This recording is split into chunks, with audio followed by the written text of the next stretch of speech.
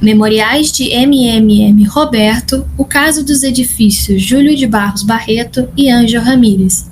Autoras Marina Luísa de Valécio e Yara Pinheiro, com orientação de Maria Cristina Cabral e Andrés Passaro.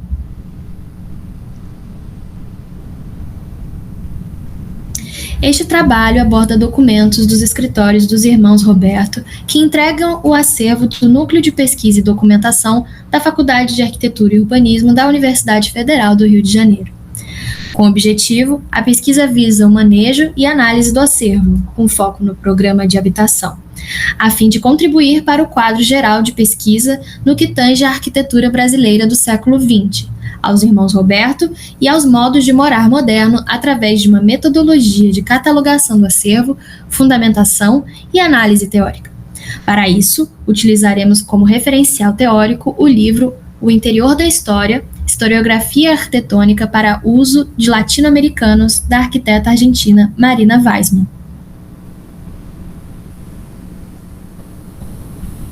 A pesquisa se inicia pela catalogação do acervo. Nessa etapa, pomos em foco a documentação dos arquivos.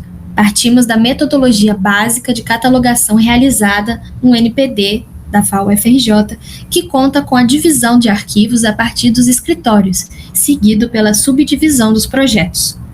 A esta, atribuímos uma nova categoria de subdivisão que parte da separação dos arquivos de projetos a partir dos programas, além de criarmos uma cópia da pasta matriz a fim de não interferir na organização inicial até que o processo de catalogação esteja finalizado. Temos, então, as pastas derivadas dessa subdivisão.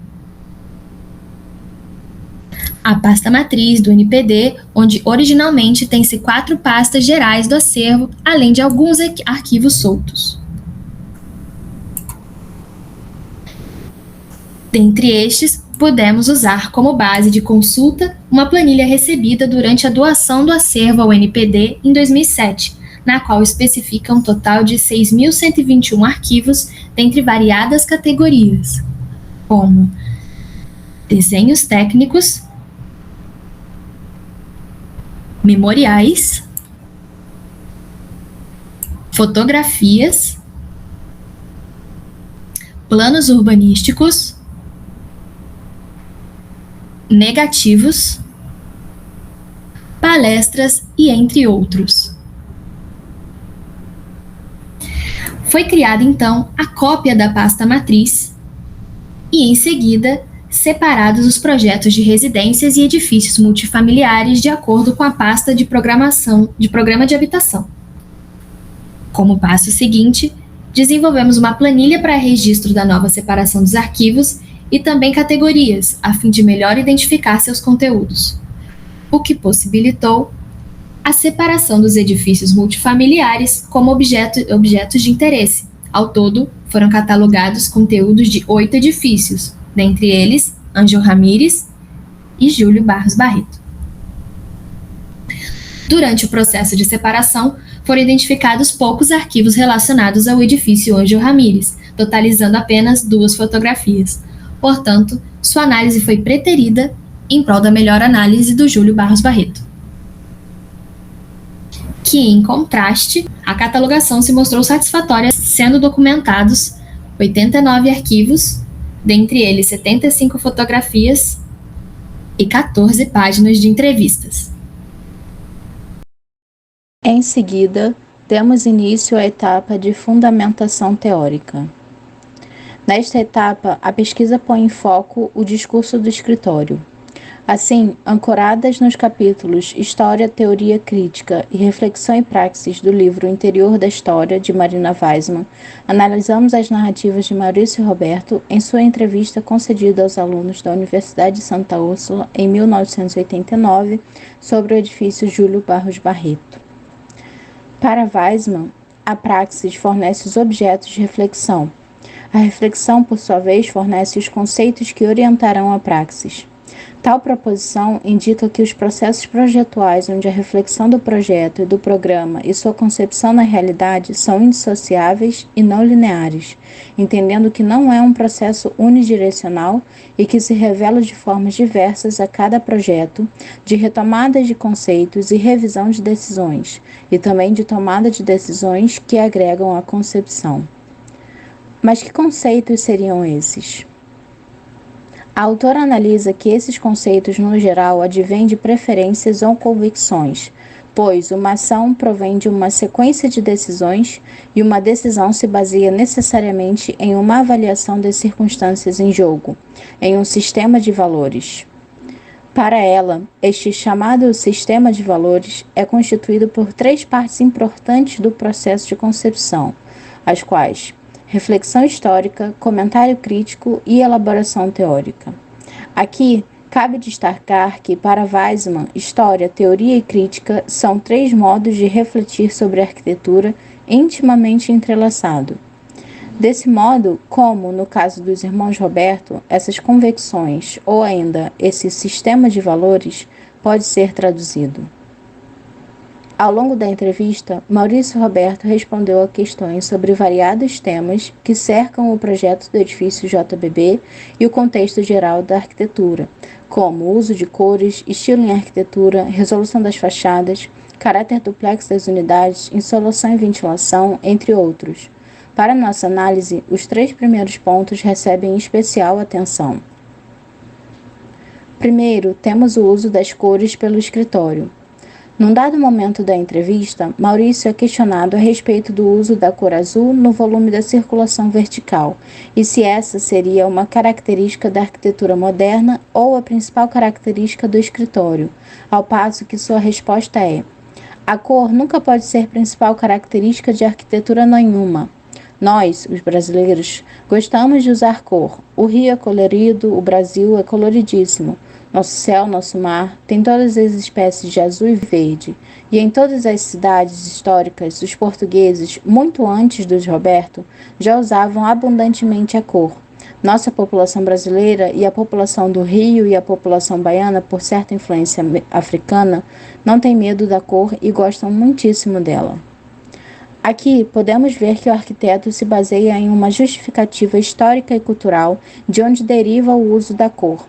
Nesse sentido, a decisão de ação projetual converte a história não mais em apenas contadora de uma narrativa factual, mas em história operativa, definida por Weismann como uma história que tenta agir diretamente na orientação da praxis e, além da intelecção dos fenômenos, trata de intervir explícita ou implicitamente em sua produção. Em seguida, temos o estilo em arquitetura. O segundo ponto trata-se de um parêntese da entrevista, um momento em que se põe em questão assuntos mais amplos no campo da arquitetura, para além dos apontamentos sobre o edifício JBB. Assim, Maurício é questionado a respeito de seu estilo de arquitetura e nos dá uma resposta mais densa.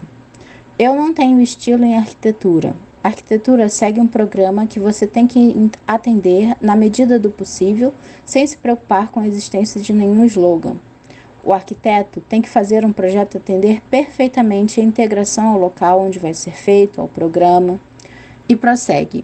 Quando a arquitetura entra numa de suas crises cíclicas, como a que está hoje em dia, quem não tem capacidade inventiva ou quem tem capacidade inventiva não podendo usar novas técnicas construtivas e usar materiais, fica meio perdido, vai para a escultura, a plástica, fazendo puramente a plástica.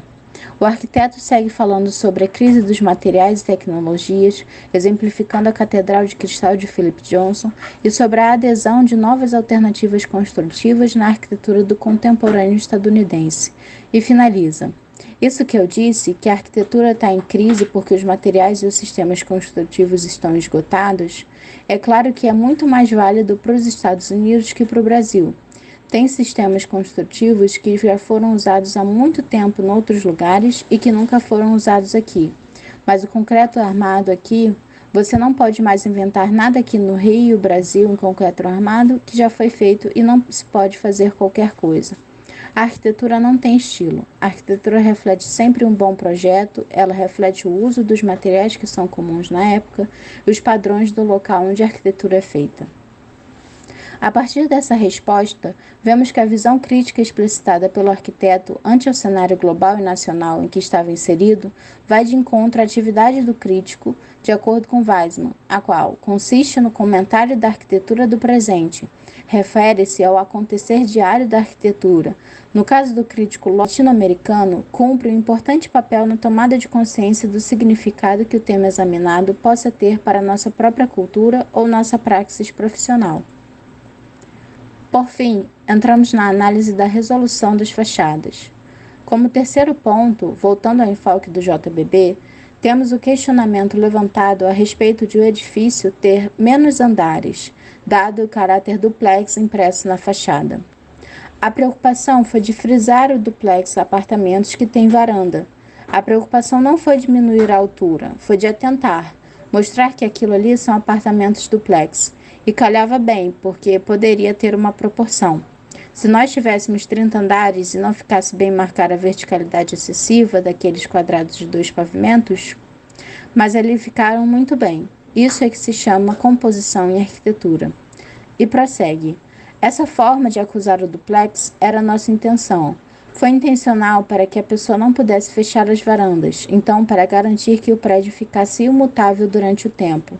Foi uma outra razão para se fazer isso, porque se nós tivéssemos feito o quarto em cima, chegando até a frente, não tem a menor dúvida que todas as varandas estariam fechadas. Aqui nós podemos ter um contraste do efeito visual expresso a partir da marcação das fachadas e ausência das varandas a cada 2 pavimentos.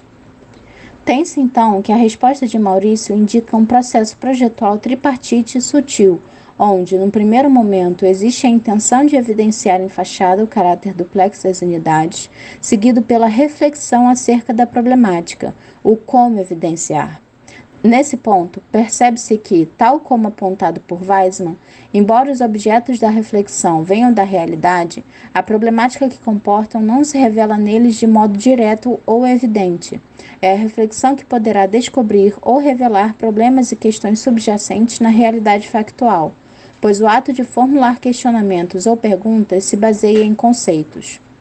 Por último, o processo é finalizado pela solução do jogo compositivo, onde a subtração de varandas nos pavimentos superiores e a demarcação em caixas das unidades na fachada são, em si mesmas, inicialmente a hipótese de um meio possível de se alcançar o efeito desejado, portanto um conceito, e posteriormente decisão projetual e concepção factual, portanto a praxis, levada a cabo na realização do edifício.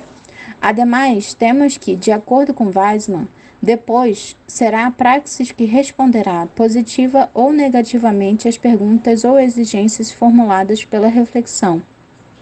Assim, para Maurício Roberto, a resposta positiva de evidenciar o duplex se dá a partir da impressão de menos andares, entre aspas, e a resposta positiva sobre o edifício permanecer imutável se deu a longo prazo, onde, para o autor, mesmo após tantos anos, as varandas continuam inalteradas.